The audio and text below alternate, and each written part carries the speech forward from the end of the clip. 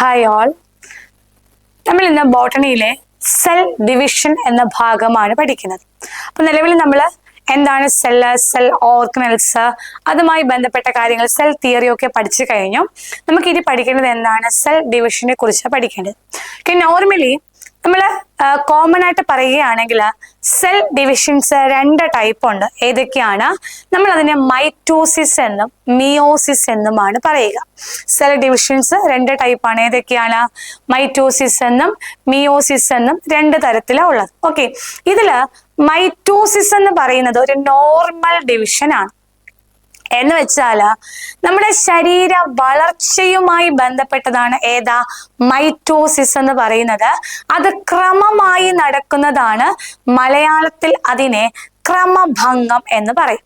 Okay, അപ്പൊ cell division രണ്ട് type ഉണ്ട്. മൈറ്റോസിസ് ആൻഡ് മിയോസിസ് ആണ്. ഇതിൽ മൈറ്റോസിസ് എന്ന് പറയുന്നത് എന്താണ്? നമ്മുടെ എന്താ പറയാ, ഗ്രോത്തുമായി ബന്ധപ്പെട്ടതാണ്. അത് ക്രമമായി നടക്കുന്നു. That means one cell divide ചെയ്ത് രണ്ട് സെല്ലായി മാറുന്ന കണ്ടീഷൻസ്. ഓക്കെ, അപ്പൊ അതുകൊണ്ട് മലയാളത്തിൽ അതിനെ പറയുന്ന പേര് ക്രമഭംഗം എന്നാണ്. ഓക്കെ, അപ്പോ ഓർമ്മിക്കുക, മൈറ്റോസിസ് ആണെങ്കിൽ എന്താണ്? നമ്മുടെ ഗ്രോത്തുമായി ബന്ധപ്പെട്ടതാണ്. ഒരു സെല്ല് ഡിവൈഡ് ചെയ്ത് രണ്ട് സെല്ലായിട്ട് മാറും. ഏറ്റവും വലിയ പ്രത്യേകത എന്ന് പറയുന്നത് ക്രോമസോം നമ്പറിൽ ഒരു വ്യത്യാസവും ഉണ്ടാകുന്നില്ല എന്നുള്ളതാണ്. അതായത് ഒരു സെല്ല് ഡിവൈഡ് ചെയ്ത് രണ്ട് ഡോട്ടർ സെൽസ് ആയിട്ട് മാറുമ്പോൾ രണ്ട് ഡോട്ടർ സെൽസിലും നോർമൽ ക്രോമസോം അവിടെ ഉണ്ടായിരിക്കും. എന്ന് വെച്ചാൽ എത്രയാണ്? 23 ജോഡി വീതം ഉണ്ടായിരിക്കും. ഇതാണ് മൈറ്റോസിസ് എന്ന് പറയുന്നത്. എന്നാൽ മിയോസിസ് എന്ന് പറയുന്നത് അത് നമ്മുടെ ഗാമെറ്റ് ഫോർമേഷൻസ് ആണ്. അതായത് പുംബീജത്തിന്റെയും സ്പേമിന്റെയും എഗിന്റെയും ഫോർമേഷൻ ആണ് ഏതാ? മിയോസിസ് എന്ന് പറയുന്നത്. ഓക്കെ, അപ്പം വ്യത്യാസം മനസ്സിലാവുന്നുണ്ടല്ലോ. മൈറ്റോസിസ് ആണെങ്കിൽ സെൽ നമ്മുടെ ഗ്രോത്ത്, ശരീര വളർച്ചയുമായി ബന്ധപ്പെട്ടതാണ്. ഒരു സെല്ല് ഡിവൈഡ് ചെയ്ത് രണ്ട് സെല്ലായിട്ട് മാറും. ഏറ്റവും ഇമ്പോർട്ടന്റ് എന്താണ്? ക്രോമസോം നമ്പറിൽ ഒരു വ്യത്യാസവും വരില്ല. രണ്ട് ഡോട്ടർ സെൽസിലും 23 ജോഡി വീതം ക്രോമസോം ഉണ്ടായിരിക്കും. ഓക്കെ ആണല്ലോ. മിയോസിസ് എന്ന് പറയുമ്പോഴത്തേക്ക് എന്ത് പറഞ്ഞു? ഗാമിറ്റ് ഫോർമേഷൻ ആണ്. സ്പേമിന്റെയും ഓവത്തിന്റെയും ഫോർമേഷന് വേണ്ടിയിട്ടാണ്. അവിടുത്തെ മാറ്റം എന്ന് പറയുന്നത് ഒരു സെല്ല് ഡിവൈഡ് ചെയ്ത് 4 ഡോട്ടർ സെൽസ് ആകും എന്നുള്ളതാണ്. അപ്പൊ 4 ഡോട്ടർ സെൽസ് ആകുമ്പോൾ അവിടെ ഉണ്ടാകുന്ന ഏറ്റവും പ്രധാന വ്യത്യാസം ക്രോമസോം നമ്പേഴ്സ് പകുതിയായിട്ട് മാറും. ഓക്കെ, ഹാപ്ലോയിഡ്സ് ആയിട്ട് മാറും. അതായത് ക്രോമസോം നമ്പർ എന്ത് ചെയ്യുന്നുണ്ട്? പകുതിയായിട്ട് മാറും എന്നുള്ളതാണ് ഏറ്റവും വലിയ പ്രത്യേകത. ഓക്കെ ആണല്ലോ. ഇനി അതുപോലെ തന്നെ നമ്മുടെ സെൽ ഡിവിഷന് മുമ്പായിട്ട് ഒരു ഇന്റർഫേസ് എന്നൊരു ഘട്ടമുണ്ട്. ഇന്റർഫേസ് എന്ന് വെച്ചാൽ എന്താണ്? ഒരു സെല്ല് റെഡി ടു ഡിവൈഡ്, അതായത് വിഭജിക്കാൻ തയ്യാറെടുക്കുന്നതിനെയാണ് നമ്മൾ ഇന്റർഫേസ് എന്ന് പറയുക. ഒരു കോശം വിഭജിക്കാൻ തയ്യാറെടുക്കുന്നതിന് എന്ത് പേര് പറയാം? ഇന്റർഫേസ്, തയ്യാറെടുപ്പ് ഘട്ടം എന്ന് പറയാം. ഒരു കോശം ഡിവൈഡ് ചെയ്യാൻ എന്തൊക്കെ തയ്യാറെടുപ്പുകൾ നടത്തണം? ഒന്നാമതായിട്ട് കോശ വളർച്ച പൂർത്തിയാകും. ഓക്കെ, കോശം കംപ്ലീറ്റ് ആയിട്ട് വളർന്നാൽ മാത്രമേ എന്ത് ചെയ്യാൻ പറ്റുള്ളൂ? സെല്ല് ഡിവൈഡ് ചെയ്യാൻ പറ്റുള്ളൂ. അപ്പൊ അതുകൊണ്ട് എന്ത് ചെയ്യുന്നുണ്ട്? കംപ്ലീറ്റ് എന്താ, വളർച്ച കംപ്ലീറ്റ് ആകുന്നു, മാച്യൂർ സെല്ലായിട്ട് മാറുന്നുണ്ട്. രണ്ടാമതായിട്ട് എല്ലാത്തിന്റെയും ഡ്യൂപ്ലിക്കേഷൻ നടക്കും. അതായത് ഒരു കോശം ഡിവൈഡ് ചെയ്ത് രണ്ട് ഡോട്ടർ സെൽസ് ആയിട്ട് മാറുന്ന സമയത്ത് തുല്യമായിട്ട് വസ്തുക്കളെ കൊടുക്കണം, അല്ലെ? അപ്പൊ അതുകൊണ്ട് എന്ത് ചെയ്യണം? ഈ സെല്ലിനകത്തുള്ള ജനറ്റിക്കൽസ് ആയാലും സെൽ ഓർഗനൽസ് ആയാലും അതെന്ത് ചെയ്യുന്നുണ്ട്? ഡ്യൂപ്ലിക്കേറ്റ് ചെയ്യുന്നുണ്ട്. അതിനെ എന്ത് ചെയ്യുന്നുണ്ട്? ഇരട്ടിക്കുന്ന പ്രോസസ്സ് നടക്കും. സ്വാഭാവികമായിട്ടും ഒന്നുള്ള സാധനം രണ്ടായിട്ട് മാറുമ്പോൾ എന്ത് ചെയ്യുന്നുണ്ട്? സാധനങ്ങളുടെ അളവ് കൂടുമ്പോൾ കോശത്തിന്റെ വലിപ്പം കൂടണം. അതോടൊപ്പം തന്നെ കോശദ്രവ്യം, സൈറ്റോപ്ലാസത്തിന്റെ അളവും കൂടും. അപ്പൊ ഇന്റർഫേസ് എന്ന് പറയുമ്പോൾ തയ്യാറെടുപ്പ് ഘട്ടമാണ്. ഒരു കോശം ഡിവൈഡ് ചെയ്യാൻ, വിഭജിക്കാൻ റെഡിയാകുന്ന ഘട്ടമാണ്. മാറ്റങ്ങൾ എന്തൊക്കെയാണ്? ഒന്നാമതായിട്ട് സെല്ല് മെച്യൂർ ആയിട്ട് മാറുന്നുണ്ട്.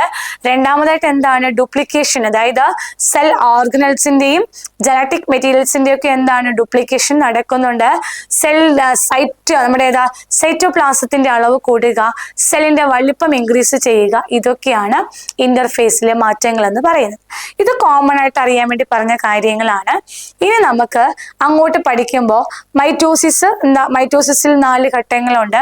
മിയോസിസിലാണെങ്കിൽ 4 ഘട്ടങ്ങൾ 2 തവണ ആവർത്തിച്ച് വരുന്നുണ്ട്. ഇങ്ങനെ കുറച്ച് കാര്യങ്ങൾ പഠിക്കാനുണ്ട്. ഓക്കെ, ഏതൊക്കെയാണ് നമുക്ക് നോക്കിയാലോ. അപ്പോ സെൽ ഡിവിഷൻ എന്ന് പറയുമ്പോഴത്തേക്ക് സാധാരണഗതിയിൽ യൂക്കാരിയോട്ടിക് സെൽസ് ആണെങ്കിൽ 24 മണിക്കൂറിനകത്ത് മൾട്ടിപ്ലൈ ചെയ്യാറുണ്ട്. ഓക്കെ, ഡിവൈഡ് ചെയ്യും. അപ്പം ഒരു യൂക്കാരിയോട്ട് സെൽസ് എത്രയാണ്? 24 മണിക്കൂറിനകത്താണ് ഡിവൈഡ് ചെയ്യുന്നത്. എന്നാൽ നമ്മുടെ ഈസ്റ്റിനാണെങ്കിൽ 90 മിനിറ്റ് മതി. അപ്പം വ്യത്യാസം ജസ്റ്റ് ഒന്ന് ഓർമ്മിച്ച് വെച്ചോളുക. ഏതാണ്? യൂക്കാരിയോട്ട് സെൽസ് ആണെങ്കിൽ ഡിവൈഡ് ചെയ്യാൻ എത്രയാണ്? അവർക്ക് 24 മണിക്കൂർ വേണം. എന്നാൽ ഈസ്റ്റിന് എത്ര മതി?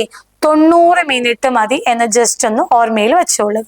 ഓക്കെ, ഇനി നമ്മൾ ഏതാണ്? ഫേസസ് ഓഫ് സെൽ സൈക്കിൾ പഠിക്കുവാണ്. Okay, phases of cell cycle എന്ന് പറയുമ്പോഴത്തേക്ക് സെൽ സൈക്കിളിനെ നമ്മൾ 2 ബേസിക് ഫേസ് ആയിട്ട് ഡിവൈഡ് ചെയ്തു. ഓക്കെ, സെൽ സൈക്കിൾ കോശചക്രം നമ്മൾ എന്ത് ചെയ്തു? 2 ബേസിക് ഫേസസ് ആയിട്ട് ഡിവൈഡ് ചെയ്തു. ഫസ്റ്റ് വൺ ഏതാണ്? ഇന്റർഫേസ് എന്നും രണ്ടാമത്തതിനെ എം ഫേസ് എന്നും പറയാം. അപ്പൊ സെൽ സൈക്കിൾ 2ആയിട്ട് ഡിവൈഡ് ചെയ്തു. ഏതൊക്കെയാണ്? ഒന്ന് ഇന്റർഫേസ്, ഞാൻ നേരത്തെ പറഞ്ഞില്ലേ തയ്യാറെടുക്കുന്ന ഘട്ടം എന്നും. രണ്ടാമത് ഏതാണ്? മൈറ്റോസിസ് ഫേസ് അല്ലെങ്കിൽ എം ഫേസ് എന്നും 2ആയിട്ട് തിരിച്ചു. ഓക്കെ, ഇനി നോക്കിക്കൊള്ളുക. M phase represents when the actual cell division or mitosis occur. അതായത് ഇന്റർഫേസ് നിങ്ങൾ എപ്പോഴും ഓർമ്മിച്ചോളുക, ഇതെന്താണ്? റെഡി ആകുന്നതാണ്, തയ്യാറെടുക്കുന്ന സമയമാണ് അല്ലെ. എന്നാൽ ആക്ച്വൽ സെൽ ഡിവിഷൻ നടക്കുന്നത് ഏത് ഘട്ടത്തിലാണ്? അത് എം ഫേസിലാണ്. അല്ലെങ്കിൽ മൈറ്റോസിസ് നടക്കുന്നത് ഏതിലാണ്? അത് എം ഫേസിലാണ്. ഓക്കെ ആണല്ലോ. ഇനി അടുത്ത് ഓർമ്മിച്ചോളുക. ഇനി ഇന്റർഫേസ് എന്ന് വെച്ചാൽ എന്താണ്? ഞാൻ മനസ്സിലാക്കാൻ പറഞ്ഞത് എന്താണ്? തയ്യാറെടുപ്പ് ഘട്ടം എന്ന് പറഞ്ഞു അല്ലെ. ഇപ്പൊ എക്സാമ്പിൾ, ഒരു സെല്ല് ഡിവൈഡ് ചെയ്തു, എന്നിട്ട് ആ സെല്ല് അടുത്ത ഡിവൈഡ് ചെയ്യാൻ തയ്യാറാകില്ലേ? അതുവരെയുള്ള ഘട്ടത്തെ എന്ത് പേര് പറയാം? ഇന്റർഫേസ്. കുറച്ചുകൂടെ വ്യക്തമായിട്ട് പറഞ്ഞാൽ it represent the phases between 2 successive M phases. 2 M ഫേസുകൾക്കിടയിലുള്ള ഘട്ടത്തെ എന്ത് പേര് പറയാം? ഇന്റർഫേസ് എന്ന് പറയാം. ക്ലിയർ ആയോ? സെൽ സൈക്കിൾ 2ആയിട്ട് നമ്മൾ ഡിവൈഡ് ചെയ്തു. എം ഫേസ് എന്നും മറ്റത് ഏതാണ്? നമ്മുടെ ഇന്റർഫേസ് എന്നും. ഇന്റർഫേസ് എന്ന് പറയുന്നത് ഒരു സെല്ല് ഡിവൈഡ് ചെയ്യാൻ തയ്യാറെടുക്കുന്ന ഘട്ടമാണ്. എന്ന് വെച്ചാൽ 2 സക്സസീവ് എം ഫേസുകൾക്കിടയിലുള്ള ഫേസ് ആണ് ഇന്റർഫേസ്. എന്നാൽ ആക്ച്വൽ സെൽ ഡിവിഷൻ നടക്കുന്നത് എവിടെ വെച്ചിട്ടാണ്? എം ഫേസിൽ വെച്ചാണ്. ഓക്കെ ആണല്ലോ. നെക്സ്റ്റ് വന്നിട്ട് ഈ എം ഫേസ് എന്ന് പറയുന്നത് അത് ഇനി നമ്മൾ എങ്ങനെയാ തുടങ്ങുന്നത്? എം ഫേസ് തുടങ്ങുന്നത് ന്യൂക്ലിയർ ഡിവിഷനിലാണ് തുടങ്ങുന്നത്. അതായത് ഒരു കോശത്തിന്റെ വിഭജനം എന്ന് പറയുമ്പോൾ ആദ്യം ന്യൂക്ലിയസ് ആണ് ഡിവൈഡ് ചെയ്യുന്നത്. അത് കഴിഞ്ഞിട്ട് എന്ത് ചെയ്യുന്നുണ്ട്? ഡാറ്റർ ക്രോമസോംസ് സെപ്പറേറ്റ് ആകുന്നു. അവസാനം സൈറ്റോപ്ലാസം കൂടെ ഡിവൈഡ് ചെയ്യുന്നതോടു കൂടിയാണ് എം ഫേസ് പൂർത്തിയാകുന്നത്. ഓക്കെ, നോക്കിയടാ. എം ഫേസ് എന്ന് പറയുന്നത് എവിടെന്നാ തുടങ്ങുന്നത്? ന്യൂക്ലിയർ ഡിവിഷനിലാണ് തുടങ്ങുന്നത്. അതിനെ തുടർന്ന് എന്ത് ചെയ്യുന്നടാ? Separation of daughter chromosomes. അതായത് ഡോട്ടർ ക്രോമസോംസ് എന്ന് പറയുന്നത് ക്രോമസോമുകൾ വേറെ പിരിയുന്നതിനെയാണ്. ആ പ്രോസസ്സിനെ നമ്മൾ വിളിക്കുന്ന പേര് കാരിയോകൈനസിസ് എന്നാണ്. ഓക്കെ, അപ്പോൾ ഡോട്ടർ ക്രോമസോംസ് സെപ്പറേറ്റ് ചെയ്യുന്നുണ്ട്. ലാസ്റ്റ് എന്ത് ചെയ്യുന്നുണ്ട്? ഡിവിഷൻ ഓഫ് സൈറ്റോപ്ലാസം ഡിവൈഡ് ചെയ്ത് 2ആയിട്ട് മാറും. ഓക്കെ, അപ്പൊ ഇങ്ങനെ 3 ഘട്ടങ്ങൾ ചേരുന്നതാണ് എം ഫേസ് എന്ന് പറയുന്നത്.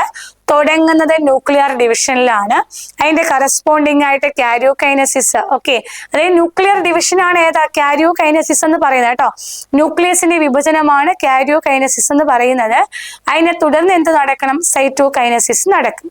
ഓക്കെ, നമുക്ക് ഇന്റർഫേസിനെ കുറിച്ചുള്ള ചില കാര്യങ്ങൾ നമുക്ക് നോക്കാം. ഓക്കെ, ഇപ്പം ഇന്റർഫേസ് ഞാൻ പറഞ്ഞു 2 സക്സസീവ് എം ഫേസുകൾക്കിടയിലുള്ള ഘട്ടം ആണെന്ന് പറഞ്ഞു അല്ലെ. എന്നാൽ നമുക്ക് എന്ത് ചെയ്യണം? ഇന്റർഫേസിനെ കുറിച്ച് നമുക്ക് കുറച്ച് കാര്യങ്ങൾ നോക്കണം. ഒന്ന് റെസ്റ്റിംഗ് ഫേസ് ആണ് അല്ലെ, വിശ്രമഘട്ടം എന്ന് നമുക്ക് വേണമെങ്കിൽ പറയാം. റെസ്റ്റിംഗ് ഫേസ് ആണ്. 2 cell preparing waiting for division. Okay, ഒരു കോശം വിഭജിക്കാൻ തയ്യാറാകുന്നു. എങ്ങനെയാണ്? ബൈ എങ്ങനെയാണ്? Cell growth and DNA replication. അതായത് ഒരു കോശം വളർച്ചയിലൂടെയും അതുപോലെ തന്നെ DNA റെപ്ലിക്കേഷനിലൂടെയും ഡിവൈഡ് ചെയ്യാൻ തയ്യാറാകുന്ന ഘട്ടത്തെയാണ് നമ്മൾ എന്ത് പേര് പറയുന്നത്? ഇന്റർഫേസ് എന്ന് പറയുന്നത്. ഇനി അതുപോലെ തന്നെ ഈ ഇന്റർഫേസിനെ നമുക്ക് 3 ഘട്ടങ്ങളായിട്ട് തിരിക്കാം. സെൽ സൈക്കിള് 2ആയി തിരിച്ചു. Interphase, M phase. Interphase resting phase ആണ്. ഒരു കോശം വിഭജിക്കാൻ തയ്യാറാകുന്ന ഘട്ടമാണ്. ആ ഇന്റർഫേസിനെ നമ്മൾ 3ആയിട്ട് തിരിച്ചു. ഓക്കെ, എം ഫേസ് ആണെങ്കിൽ ആക്ച്വൽ സെൽ ഡിവിഷൻ നടക്കുന്ന ഘട്ടമാണ്. ഇനി നമ്മുടെ ഇന്റർഫേസിന്റെ 3 ഘട്ടങ്ങൾ ഏതൊക്കെയാണ്? 1 G1 ഫേസ് അല്ലെങ്കിൽ ഗ്യാപ്പ് 1 എന്ന് പറയാം. 2 എസ് ഫേസ് അല്ലെങ്കിൽ സിന്തസിസ് ഫേസ് എന്ന് പറയാം. രണ്ടാമത്തെ ഏതാ? G2 അല്ലെങ്കിൽ ഗ്യാപ്പ് 2 എന്ന് പറയാം. അപ്പോ ഇന്റർഫേസിന്റെ 3 ഘട്ടങ്ങൾ, ഇന്റർഫേസ് മനസ്സിലാക്കാൻ പറ്റുന്നുണ്ടല്ലോ. ഒരു സെല്ല് വിഭജിക്കാൻ തയ്യാറാവുന്ന ഘട്ടമാണ്. അവിടെ ഓർമ്മിച്ചുകൊള്ളുക, അവിടെ എന്താ സംഭവിക്കുക എന്ന് വെച്ചാല് ഈ വീണ്ടും വീണ്ടും പറയുമ്പോൾ നമുക്കത് പെട്ടെന്ന് ക്യാച്ച് ചെയ്യാൻ എളുപ്പമാണ്. അതുകൊണ്ട് ഇങ്ങനെ റിപ്പീറ്റ് ചെയ്ത് പറഞ്ഞു തരുന്നത്. ഇന്റർഫേസിലാണെങ്കിൽ എന്ത് ചെയ്യുന്നടാ? 3 ഘട്ടം. 1 G1, 2 എസ് ഫേസ്, 2 G2 ആണ്. G1 മീൻ ഗ്യാപ്പ് ഫസ്റ്റ്, എസ് മീൻസ് എന്താ? സിന്തസിസ് ഫേസ് ആണ്. G2 എന്താണ്? ഗ്യാപ്പ് 2 ആണ്.